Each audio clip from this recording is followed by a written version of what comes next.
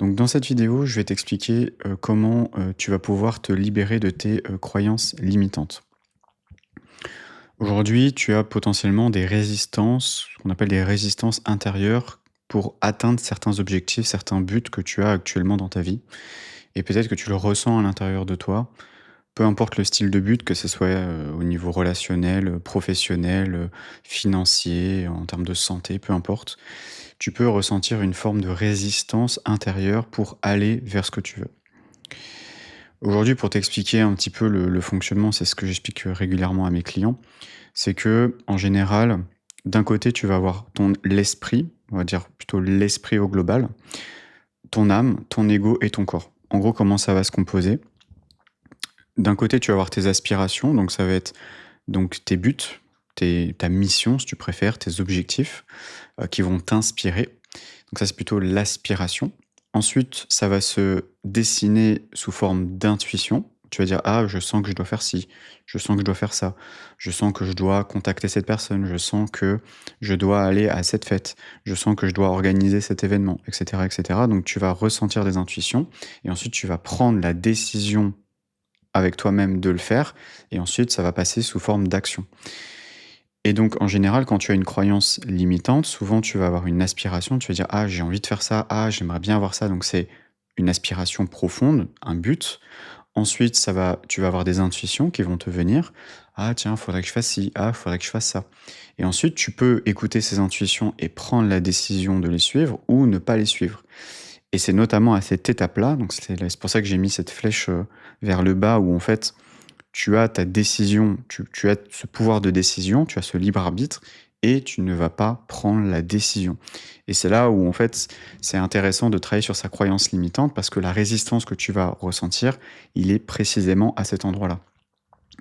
Et comme je te disais, en gros, c'est vraiment à cet endroit-là, au niveau de l'ego, qu'il va y avoir principalement les blocages. En tout cas, moi, c'est comme ça que je le verbalise. Et aujourd'hui, moi, l'ego, de la manière dont comment moi je le conçois avec les années de pratique et d'enseignement et d'études, aujourd'hui, ton ego, c'est pas un seul bloc, c'est pas l'ego. En fait, t'as plein de sous-personnalités dans ton ego. Parce que ton ego, en fait, c'est vraiment ce qui définit, entre guillemets, ton fameux jeu, le fameux moi, ta fameuse personnalité. Mais en réalité, bah, tu n'as pas qu'une seule personnalité. Il y a un jour où tu peux être très confiant et la semaine d'après, tu peux être complètement manquer de confiance en toi, de manquer d'estime de toi, etc. Donc, c'est jamais constant, c'est-à-dire que c'est toujours variable. Parce qu'en fait, à l'intérieur de toi, eh ben, tu as plein de sous-personnalités qui s'expriment plus ou moins selon le contexte, selon comment tu te sens, etc., etc. Et donc, quand tu as une croyance limitante, bah, en réalité, tu as une sous-personnalité qui exprime un désaccord, un blocage. Et pour moi, aujourd'hui, si tu veux vraiment travailler sur ta croyance limitante, il va falloir retourner à l'enfance. Parce que, comme je te montrais là, dans tes sous-personnalités, tu as des sous-personnalités qui se sont créées dès l'enfance. Et c'est vraiment dans l'enfance qu'il y a certaines sous-personnalités qui vont venir bloquer. Donc, on va prendre l'exemple d'une intention que j'ai souvent en accompagnement, c'est: j'ai envie d'être dans une relation saine. Voilà. Sauf que la personne, elle a tendance à avoir des relations plutôt toxiques, malheureusement. Et la personne se dit: je comprends pas, j'essaye, je fais beaucoup de choses, donc je fais des choses, donc je suis à l'étape d'action, c'est-à-dire je fais beaucoup d'actions, donc je suis au niveau du corps, voilà. Sauf que le problème, c'est qu'il y a beaucoup de personnes qui se concentrent sur le corps, sur l'action, alors qu'en réalité, le vrai problème, il est au niveau de l'ego. Voilà, tout simplement. Et donc, moi, c'est ce que je fais quand je suis en accompagnement, c'est que je travaille sur l'ego qui est multiple. Et donc, qu'est-ce qu'on fait? C'est que, bah, on prend l'intention et je vais dire à la personne: connecte-toi à cette intention et dis-moi ce que ça te dit à l'intérieur de toi. Et donc, à l'intérieur de toi, donc là, je t'ai fait un petit exemple. À l'intérieur de toi, tu vas avoir tes sous-personnalités. Et alors j'ai fait quelques fautes d'orthographe, tu m'excuseras. J'ai écrit ça, j'ai même fait en double, je vais enlever ça, hop. Hem, En gros, tu as d'un côté des sous-personnalités qui vont accepter et qui vont vouloir aller vers cette intention. On prend là, j'ai pris l'exemple de la relation saine. Donc tu vas avoir d'un côté l'amour, ça fait souffrir. Donc ça, c'est plutôt les sous-personnalités qui vont plutôt s'opposer. Donc ça, c'est ce que j'ai mis en rouge. Donc ça, c'est voilà, l'amour, ça fait souffrir, et cetera. Et une relation saine, c'est ennuyant, voilà. Dès que je suis dans une relation saine, je m'ennuie, il me faut du drama, il me faut du chaos, voilà, ça j'aime bien. Pareil, je t'ai mis, je peux pas faire confiance, enfin, on peut pas faire confiance à l'autre, l'autre n'est pas digne de confiance, et cetera. Et d'un autre côté, tu vas voir, bah, voilà, quelqu'un de bien existe, je mérite d'être aimé, voilà. Alors hop, j'ai fait une petite faute, tac. Et en tout cas, je peux pas, faire confiance, je mérite d'être aimé. Donc tu vois, il y a d'un côté, tu vas avoir des sous-personnalités qui vont, vraiment, dire: «OK, c'est OK pour y aller», et il y en a d'autres qui vont te dire: «C'est pas OK».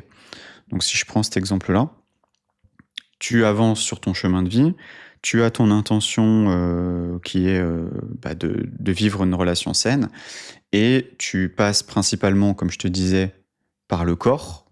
Donc je me concentre sur le corps, je fais des actions, voilà, je fais que des actions, et je comprends pas pourquoi ça bloque, parce qu'en réalité, le blocage, il est au niveau de l'ego, comme je te disais.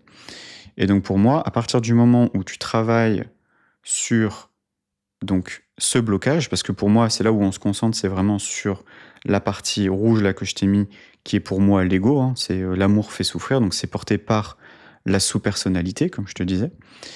Et en réalité, donc tu vas avoir d'un côté ça, et d'un autre côté, tu vas avoir l'amour, ça fait souffrir, et donc du coup, tu vas aller vers des relations souffrantes. Voilà, c'est pour ça que souvent des personnes me disent: «Je comprends pas, je répète encore et encore les mêmes schémas, je sais pas pourquoi». Bah, c'est tout simplement parce que tu as des croyances à l'intérieur de toi qui viennent te dire: «L'amour, ça fait souffrir», donc je pense que tu connais le biais de confirmation, c'est un biais psychologique qu'on a. En fait, tu vas tout simplement chercher à confirmer ce que tu crois. Que tu le penses de manière consciente ou inconsciente, c'est exactement ce que tu vas faire. Et aujourd'hui, quand je travaille avec mes clients, on va se connecter à ces sous-personnalités, et il y a des sous-personnalités qui sont conscientes, c'est-à-dire qu'elles font partie de ta personnalité, de ton moi actuel, et il y en a d'autres qui sont inconscientes. Et c'est des fois des croyances dont tu ignores l'existence, et c'est pour moi le travail, quand on dit on fait un travail intérieur, c'est qu'on va essayer de connecter avec ces sous-personnalités qui vont te dire l'amour ça fait souffrir, la relation saine c'est ennuyant, etc. Parce que c'est ça qui crée le blocage. Donc, tu travailles sur, en tout cas, tu identifies la croyance, tu comprends pourquoi ça fait ce problème-là, et donc comme je te disais, il faut remonter à la source, donc dans ton enfance. Et quand tu remontes dans l'enfance, donc là, si on prend l'exemple de la sous-personnalité qui va dire: Bah, l'amour ça fait souffrir, l'amour c'est souffrant», eh bien quand tu creuses, alors bien sûr ça dépend les personnes, hein, je ne veux pas faire de généralité, mais en gros ça va être par exemple, bah, mon père m'a abandonné, ma mère m'a rejeté, j'ai été comparé avec mes frères et sœurs, mes parents ont divorcé, j'ai subi une forme d'humiliation régulièrement dans ma famille, et cetera, et cetera. C'est juste que tout simplement quand tu étais enfant, tu as vécu avec tes parents, et donc tu as observé et tu t'es dit: «OK, l'amour ça fait souffrir». C'est tout. C'est-à-dire que toi, en tant qu'enfant, tu as aimé tes parents, et en fait, tu t'es rendu compte que, bah, tu as été abandonné, tu as été rejeté, tu as été humilié, et donc en gros, c'est venu s'incruster dans ton subconscient. C'est pour ça qu'on parle beaucoup de reprogrammation du subconscient, parce que c'est tout simplement, tu vas venir connecter avec ces sous-personnalités qui vont porter ces croyances, cette vision du monde, que tu as eue, quand tu étais enfant. Et donc qu'est-ce qui se passe? C'est que pour moi, l'idée de pourquoi on veut se libérer et changer ses croyances limitantes, bah, c'est tout simplement de passer de «l'amour, ça fait souffrir» à «l'amour, c'est joyeux». Alors, j'ai pas trop, je t'avoue, j'étais pas très inspiré sur cette slide, mais en gros, c'est, voilà, l'amour, c'est joyeux, en gros, ça fait pas souffrir, quoi, si tu préfères. Donc aujourd'hui, je pense que tu connais un peu toutes ces techniques-là, de reprogrammation. Alors j'en ai noté quelques-unes, hein, il y a plein de techniques, hein, la programmation neurolinguistique, le l'EFT, toutes les techniques de psychothérapie comme le TCC, tu as aussi toutes les techniques un peu, d'hypnose, Tu as également, tout ce qui est, le somatic experiencing, tous les techniques somatiques, que peut-être que tu connais déjà, le breathwork, bref, il y a énormément de techniques. Mais moi, aujourd'hui, je n'utilise aucune de ces techniques-là parce que, bah, déjà, c'est pas les techniques qui, moi, me parlent le plus et c'est pas non plus celles qui ont fonctionné pour moi. Aujourd'hui, moi, les techniques que j'utilise, pour être totalement transparent avec toi, il y a vraiment 3 méthodes que j'utilise le plus.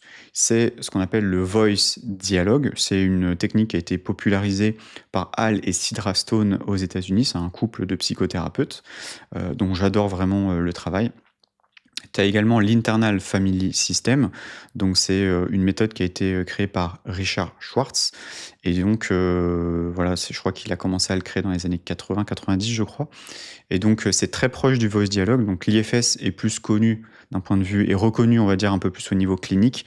Le voice dialogue, il y a une dimension un peu plus spirituelle, donc c'est pour ça que ça n'a pas été trop, on va dire, popularisé au niveau scientifique. Il y a eu beaucoup moins d'études scientifiques, mais en tout cas, c'est pour ça que j'utilise les 2 parce qu'il y a d'un côté le voice dialogue avec un côté très spirituel, presque un peu dérivé du chamanisme et d'un autre côté, il y a l'IFS qui donne un peu plus une base du travail, on va dire, sur, bah, comment en fait on reprogramme, son esprit et donc c'est beaucoup utilisé, voilà, même d'un point de vue clinique et une dernière technique que j'aime beaucoup, c'est ce qu'on appelle l'imagination active. Alors ça a été, popularisé par, Carl Gustav Jung. C'est lui en tout cas qui en a le plus parlé et l'imagination active, c'est très proche du voice dialogue. C'est juste que le voice dialogue, c'est un prolongement, on va dire, de l'imagination active, mais c'est vraiment sur ça, que je travaille avec mes clients et j'en ai fait une méthode parce que, bon, du coup, tu que, voilà, ça, c'est les on va dire les méthodes qui m'intéressent. Après, j'en ai créé une méthode qui s'appelle le double diamant transformationnel. Ça se dessine, très simplement en 4 étapes. Première étape, on définit ton intention. Comme je te disais au tout début, hein, c'est exactement ça, hein. C'est, quelle est ton intention? Voilà mon but, voilà ce que je souhaite atteindre. OK, quelle est la part de toi qui résiste, hein? Donc c'est la résistance intérieure. Donc, premier temps, le futur. Ensuite, deuxième temps, on revient au milieu, au tout milieu là. Donc tu as là d'un côté la vision.